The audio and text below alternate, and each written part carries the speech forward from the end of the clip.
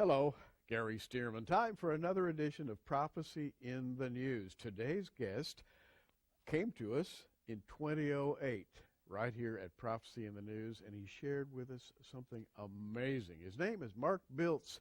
He's back again to go even further than he did the first time, and we'll be right back.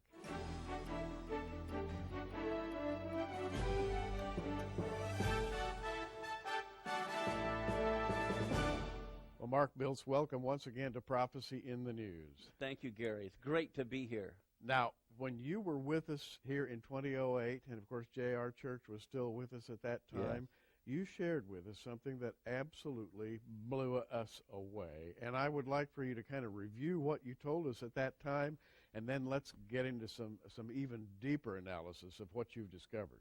Sure, I'd love to, Gary. What amazes me was back in March of 2008, I saw this total lunar eclipse over the Temple Mount. And I was praying about this, and, you know, as you're very well aware of all the prophecies, you know, about signs in the heavens and the sun turning to darkness and the moon to blood. And so as I was looking this, I went to NASA's website because they have 5,000 years of eclipses recorded. Because God created everything mathematically, they can do this. Right. Well, I noticed that there were 4 total blood moons or total lunar eclipses in a row in 2014 and 2015. And I saw it was like April and September or April and October. And all of a sudden, it's like the Lord told me, you need to put this on the biblical calendar. And so I did, and lo and behold, they fell on Passover and the Feast of Tabernacles in 2014, and then again on Passover and Tabernacles in 2015. I was blown away to see these 4 blood moons falling on the feast days, and I wondered how often does that happen? And I noticed it didn't happen at all in the 1800s, the 1700s, the 1600s. And so I went to the 1900s, and lo and behold, twice there were 4 blood moons in a row. And guess what years they fell? This is what we talked about, 1967 and 68 when Israel captured Jerusalem. And then right after Israel became a nation in 1948, they happened in 1949 and 1950. And so I thought this is an awesome sign. I mean, in Genesis 1:14, God said he created the sun, the moon, and the stars to send signs. Now, there we were in 2008, and we were listening to Mark tell us about this. And by the way, we were very excited, looking forward to 2014. And at that time, 2014 was quite a while away. It was in the future. Now we're almost there. And in the interim, in the last 6 years, about the last 5 years plus, you've done a lot more study. You have refined your studies a great deal, and you've produced some materials, which, by the way, we're going to talk about a little bit later, because Mark has a lot he wants to share with you in those materials. But I can't wait to get into maybe the nuts and bolts, the details of what the implications of what you have discovered. It is phenomenal to me. It all rotates around Israel, the regathered Israel, the key dates surrounding Israel's formation in the 20th and 21st centuries, the wars of modern Israel. All of these things seem to just fit together like gears in a machine. It's amazing. Yeah, you're totally right, Gary. And I think as long as we realize that Israel is God's prophetic timepiece or time clock, we'll have the right perspective. I really believe that we need to get back on the biblical calendar to realize where we're at prophetically. There's a famous verse of Scripture. I want to get things started here with Joel 2:31. And I know all of you out there are watching. If you've picked up the Bible at all, you have probably seen this little verse I'm going to read. The sun shall be turned to darkness, the moon into blood, before the great and terrible day of the Lord come. Very simple statement. Has to do with the sun and the moon before God's judgment falls on planet Earth. Well, that's very interesting to any student of Bible prophecy.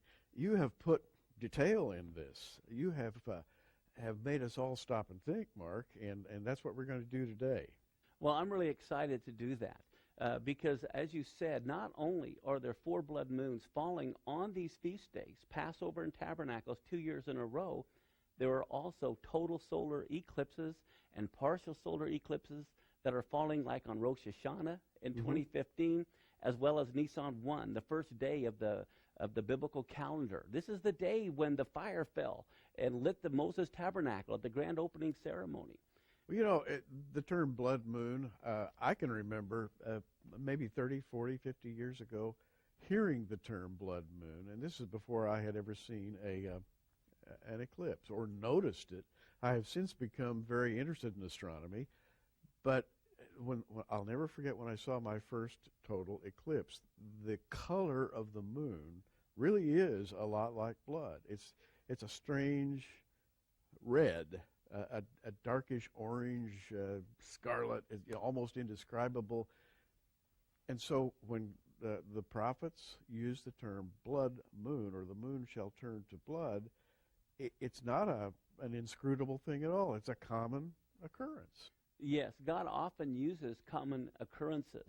And to me, it's the timing that is so amazing, because you can only have a total solar eclipse on the first day of a biblical month.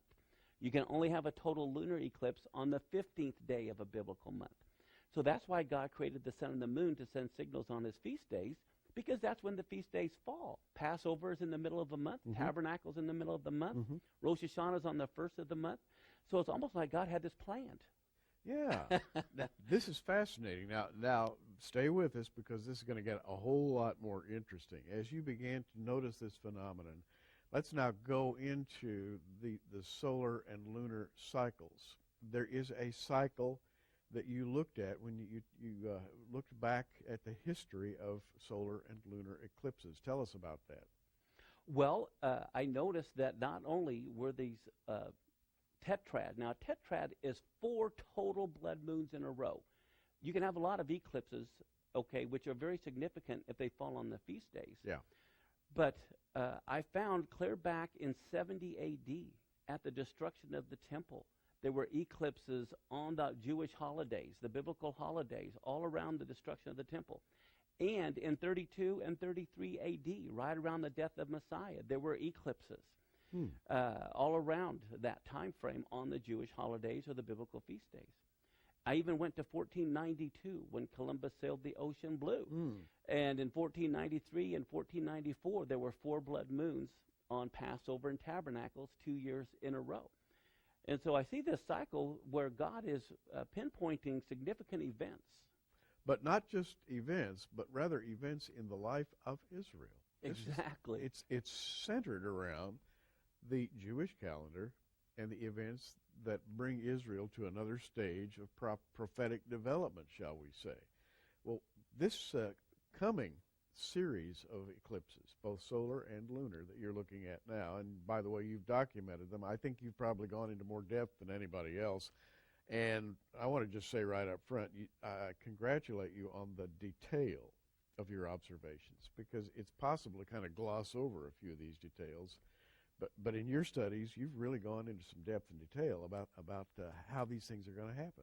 Yes, and it's amazing to me, Gary. One of the most exciting things was, I don't know, I believe you're familiar with the super moon. Yeah. The super moon is when the moon, in its going around the Earth once a month, when it's at its closest point, okay, if there's a full moon, it's called a super moon. So think about the odds of this. I know you love math as well as astronomy. You have to look at what are the odds of there being a full moon when it's at perigee, or the closest point to Earth. Then you have to look at what are the odds of this full moon also being a total lunar eclipse, okay, at its closest point. Right. It's a supermoon. Then you have to consider what are the chances not only of having a full moon when it's at perigee, having a total blood moon, but also having it being seen in Israel. This is increasing the odds. Because not all eclipses are seen all around the world. They're seen on one side of the world. Exactly. And then there's more. Not only in 2015, on the Feast of Tabernacles, when all the Jews are outside in their sukkahs where they can look up and see the stars, you not only have a total moon, okay, it is a total blood moon, at perigee, so it looks 20% larger, and it falls on the Feast of Tabernacles. And it's seen in Israel, 2015. 2015. So here you have a super blood moon on the Feast of Tabernacles seen in Jerusalem in 2015. Now, let's back up from 2015, because before that, you've got another series of eclipses that lead up to that incredible event. Yes, in 2014, there's a total lunar eclipse on Passover, and then there's a total lunar eclipse on the Feast of Tabernacles. Following, on Nisan 1 of 2015, there's a total solar eclipse beginning the religious calendar year. 2 weeks later, you have the total blood moon on Passover, followed by another solar eclipse on Rosh Hashanah, followed by the super blood moon seen in Jerusalem as the grand finale in 2015. Wow. Now, for those of you who don't follow the Jewish calendar and are not familiar with the feasts of Israel, there are 7 basic feasts of Israel, beginning with Passover, ending with Sukkot, or Tabernacles. And if you will, this procession of feasts, the feasts of Israel, are very meaningful. They're very symbolic, but they're also linked to heavenly events. Now, wait a minute. This must mean that God has a plan. You think? I think. Yeah, you know. Well, the amazing thing to me, and this is what is so important, is when we realize that the feasts of the Lord, first off, it doesn't say the feast of Israel. It says the feast of the Lord. And so if you belong to the Lord, these feasts belong to you. And this word feast really means, as we said, divine appointment. When you think about it, Jesus died on Passover. He didn't die 6 months before or 6 months after. He was buried on the Feast of Unleavened Bread. He rose on the Feast of First Fruits. Pentecost happened on the Feast of Pentecost. Many Christians don't know the Jews have been keeping Pentecost for 1,500 years before Pentecost. Absolutely. And so think about it. Do you believe the Lord is the same yesterday, today, and forever? I do. If he fulfilled the spring feast to the day of his first coming, he will fulfill the fall feast to the day of his second coming. This word feast implies God has a day timer. And then he created the sun and the moon and the stars to coincide with his day timer to send us signals of prophetic events that are coming. Now, NASA says there's been 12,000 lunar eclipses over the last 5,000 years. But only 28% were total lunar eclipses, okay?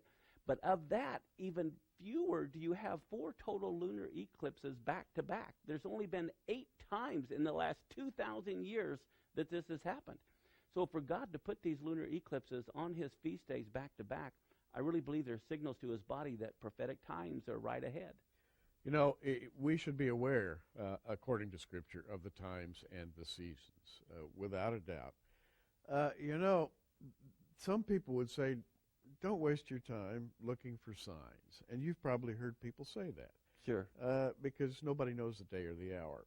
But on the other hand, why should we be looking for times and seasons? Well, I think because Jesus said so. Jesus rebuked the Pharisees because they didn't know the times and the seasons. And so we're called to be watchmen.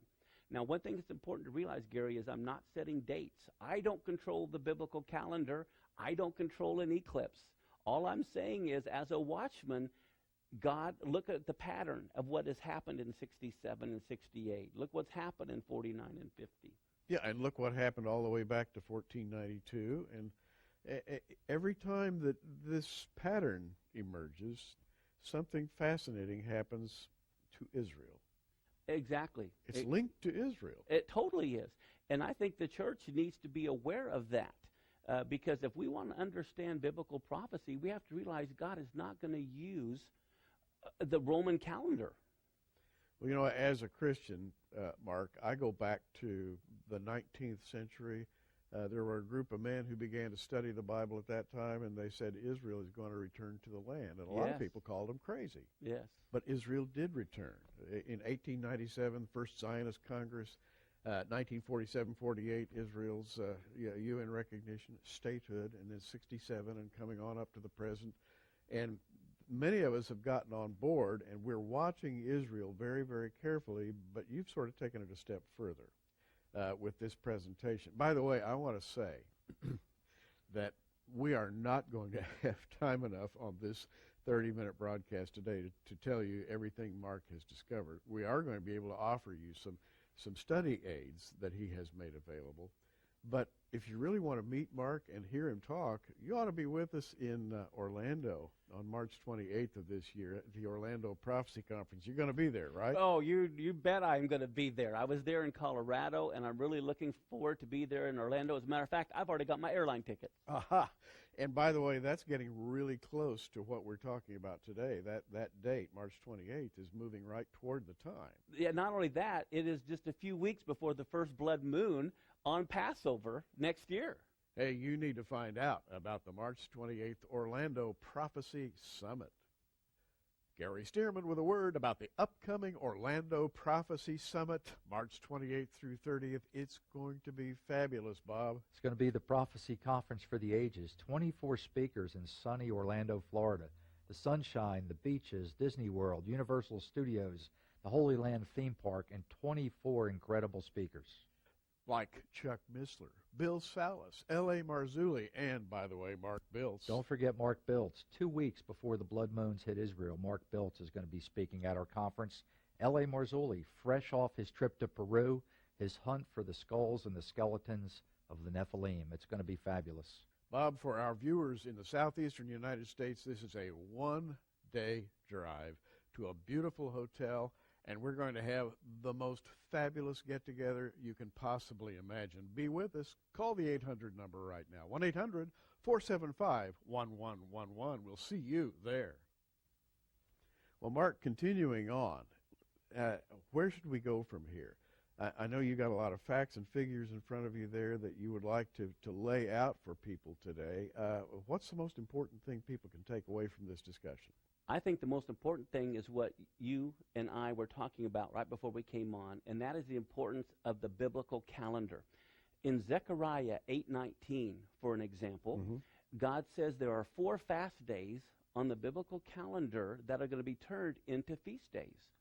But if we don't know where those fall on our Gregorian calendar, as prophecy students, we will never know when it happened.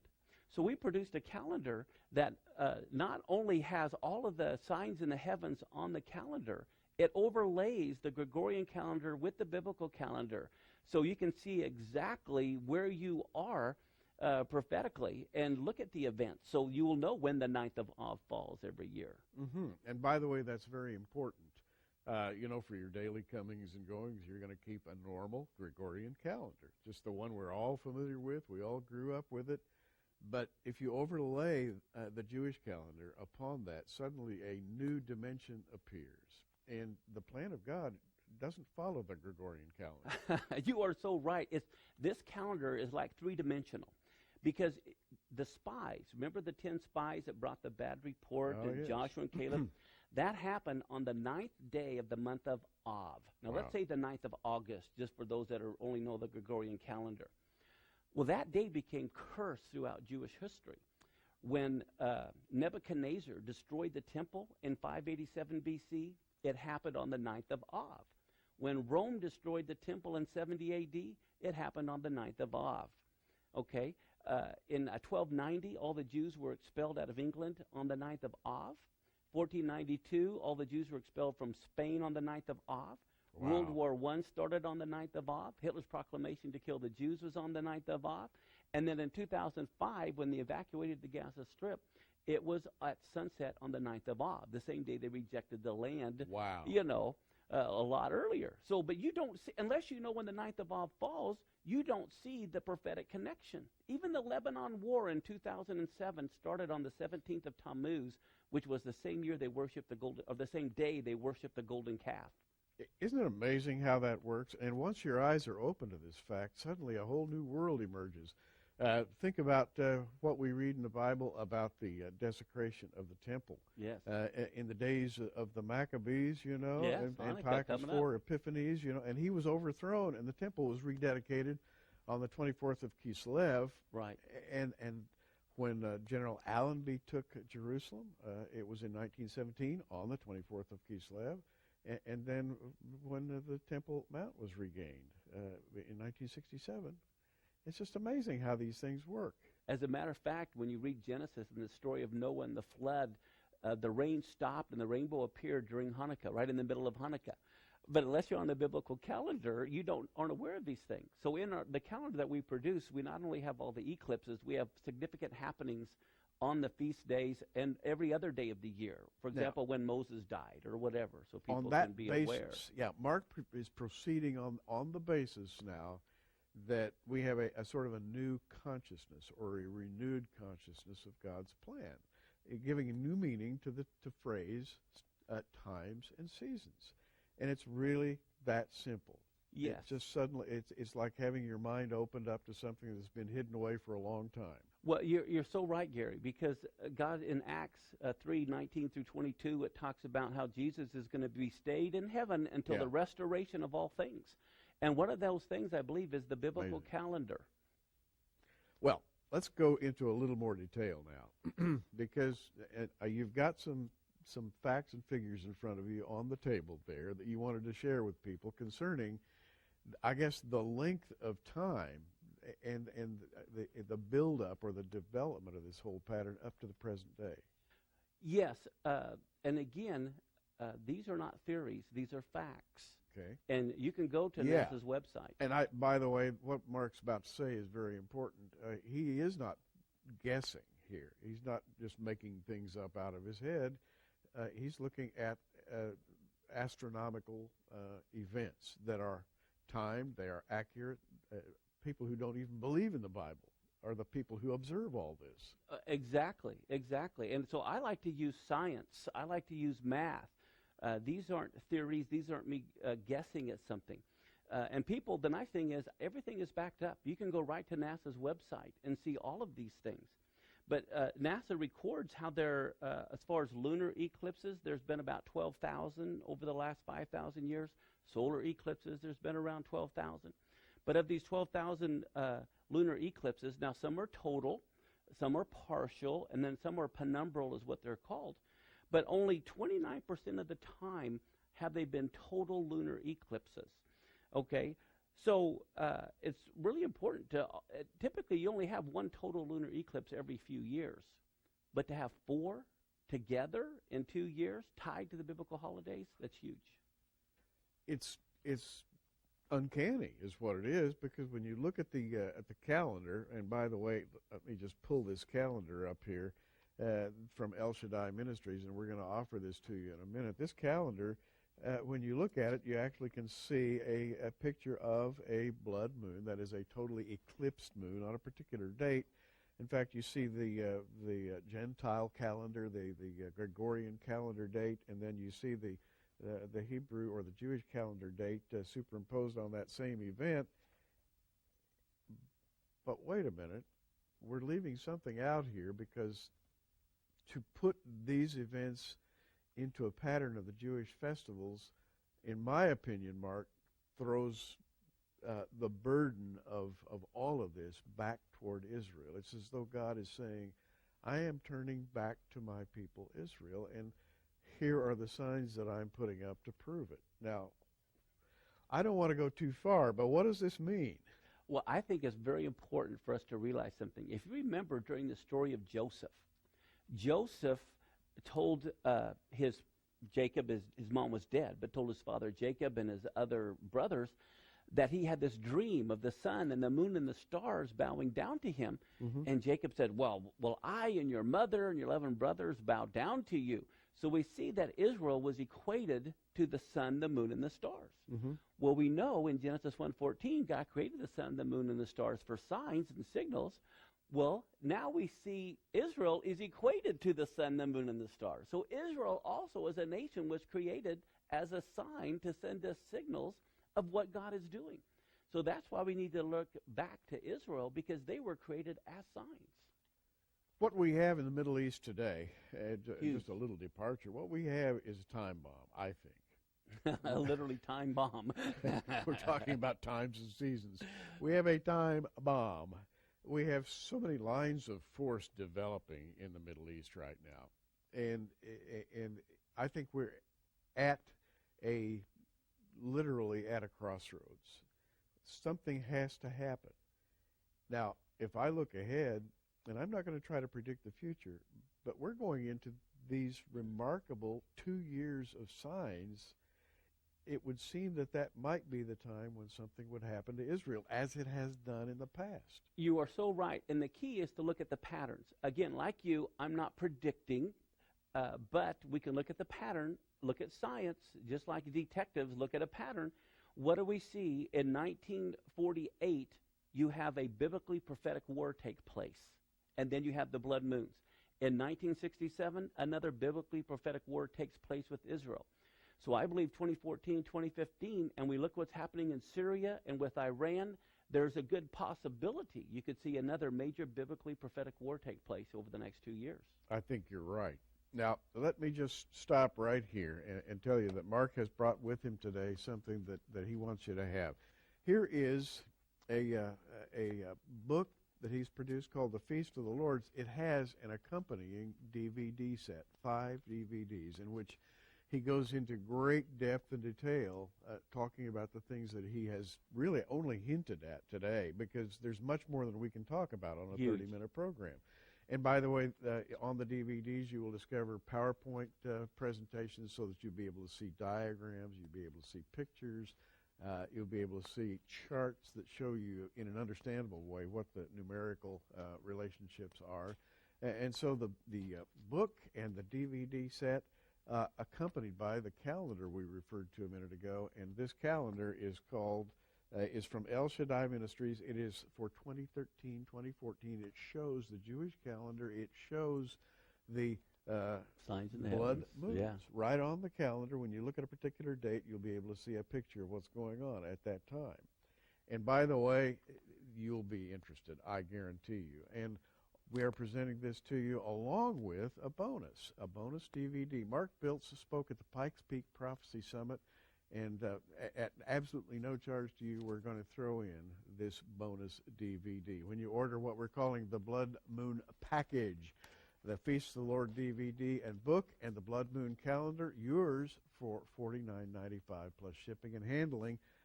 The bonus DVD comes from Mark's presentation. By the way, it was a winner. I heard a lot of feedback from that back in July at the Pikes Peak Prophecy Summit. Mark, phenomenal times we're living in. I appreciate your being here. A few years later, after 2008, you've discovered so much more, and you're still going into more work now. And I'm looking forward to the conference in Orlando. I am too. And by the way, when you hear Mark in person, when you talk to him in person, he's just a veritable fountain of information about this. I think he is the expert. Listen, you got to come back and talk to us again soon. I will. Mark Biltz. I'm Gary Stearman. And to the rest of you, I would wish you a great day in the Lord. Keep watching, by the way. Things are happening. Keep looking up.